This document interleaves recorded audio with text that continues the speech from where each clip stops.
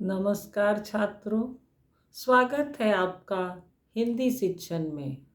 आज मैं लेकर आई हूँ बहुत ही प्रेरणादायक और सुंदर कविता हम पंछी उन्मुक्त गगन के, जो छात्रों के मन में स्वतंत्रता, प्रकृति प्रेम और आत्मनिर्भरता की भावना जगाती है। यह कविता शिवमंगल सिंह सुमन जी द्वारा रचित है। आइए कविता और उसके अर्थ को जानते हैं।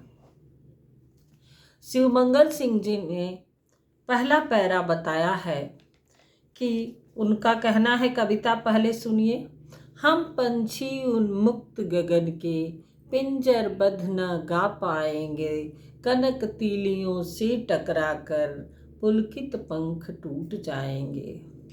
यहाँ शिवमंगल सिंह जी ने पक्षी के बारे में बताया है।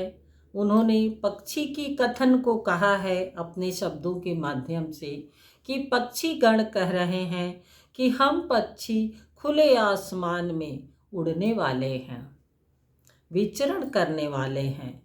पिंजड़े में बंद करके तो हम क्या हो जाएंगे, अपनी खुशी का गीत नहीं गा पाएंगे। पिंजरबद्ध न गा पाएंगे, पिंजरे में बंद हो करके हम अपने खुशी का गान नहीं कर पाएंगे। तीसरी पंक्ति है, कनक तीलियों से टकराकर पुलकित पंख टूट जाएंगे। कवि कहते हैं शिवमंगल जी कि पक्षियां बोल रहे हैं, पक्षीगण कह रहे हैं कि जो सोने का पिंजड़ा है, उसकी जो सोने की सलाखें लगी है, कनक तीलियां सोने की सलाखें, जिससे टकरा करके हम पक्षियों के कोमल जो पंख हैं वो टूट जाएंगे। मतलब पूरे पैरा का अर्थ एक साथ आप लिख सकते हैं कि पक्षी कह रहे हैं कि हम खुले आसमान में उड़ने वाले हैं, मुझे पिंजरे में बंद कर देने पर मैं खुशी का गान नहीं कर पाऊंगा, और जो सोने के पिंजरे इतने खूबसूरत लगे हुए हैं, रखे हुए हैं, उनकी जो सलाखें हैं, उनसे हमारे जो कोमल पंख हैं वो टकरा करके टूट जाएंगे। दूसरा पैरा देखिए, हम बहता जल पीने वाले, मर जाएंगे भूखे प्यासे, कहीं भली है कटुक निवौरी, कनक कटोरी की मैदा से।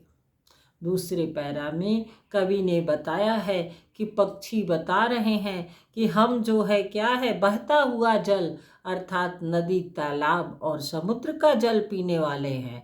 इस तरह से तो रखे हुए जल पीने से हम क्या करेंगे, भूखे प्यासे मर जाएंगे।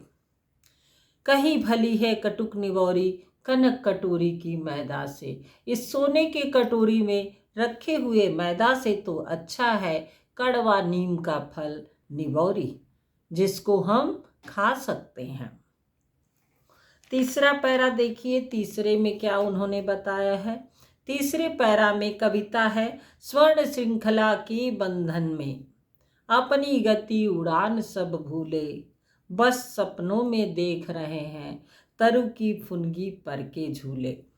अब यहाँ कवि बता रहे हैं कि पक्षियाँ बोल रहे हैं कि भले स्वर्ण सोने की श्रृंखला, मतलब सोने की जंजीरों में मुझे जो है बांध दिया गया है, और इसमें बंध करके तो हम अपने उड़ने की गति ही भूल गए हैं।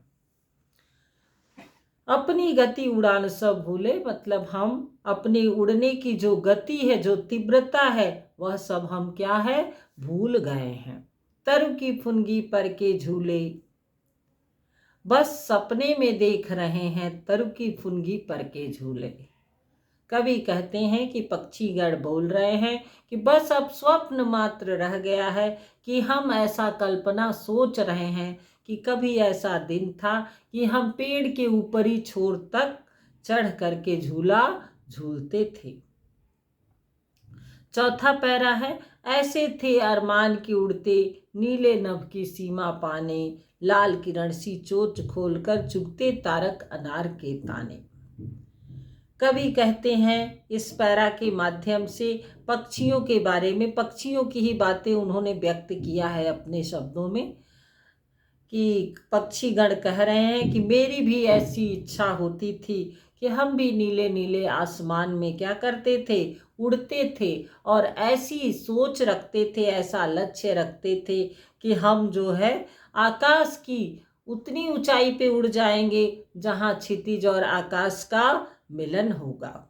नीले नभ की सीमा पाने मतलब जो नीला नीला आकाश है उसके अंतिम ऊंचाई तक हम उड़ेंगे, और लाल किरण सी चोंच खोलकर चुगते तारक के अनार के दाने, और अपने लाल लाल चोंच को खोल करके हम अपने पसंद के दाने खा लेते, अनार रूपी दाने हम चुग लेते, खा लेते।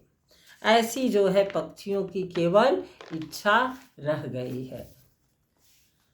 अगला पैरा है, होती सीमाहीन क्षितिज में इन पंखों की होड़ा होड़ी, या तो क्षितिज मिलन बन जाता या तंती सांसों की डोरी।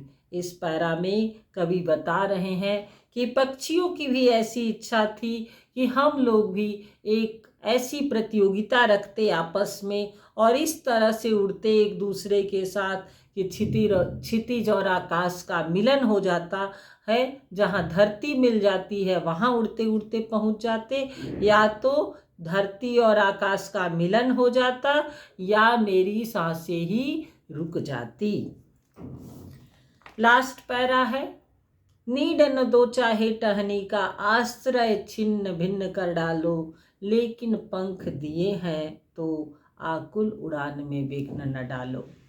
लास्ट पैरा में शिवमंगल सिंह सुमन जी ने बताया है कि पक्षियों को अगर आपके पेड़ पर आप जो आपके लगाया हुआ जो वृक्ष है उस वृक्ष पर यदि पक्षी घोंसला बना लेते हैं तो उनको घोंसला मत बनाने दीजिए, उस घोंसले को आप क्या करिए, नष्ट कर दीजिए। नीड न दो चाहे टहनी पर, अपने वृक्ष की शाखाओं पर घोंसला मत बनाने दीजिए। अगर बना भी लिए हैं आश्रय छिन्न भिन्न कर डालो, अगर वो बना लिए हैं तो उनके रहने की जगह को ही तहस नहस कर दीजिए।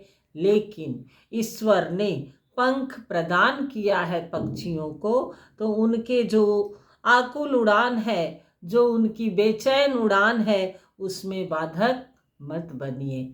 ऐसा जो है शिवमंगल सिंह सुमन जी ने पक्षियों के बारे में लोगों को संदेश दिया है, एक ज्ञान प्रदान किया है कि ऐसी भावना उनके साथ न रखें। अंत में यदि आपको मेरा समझाया गया कविता का अर्थ पसंद आया हो तो इसे लाइक करें, दोस्तों के साथ शेयर करें, और हमारे चैनल को सब्सक्राइब करना न भूलें। धन्यवाद। फिर मिलते हैं अगले विषय के साथ अगले वीडियो में।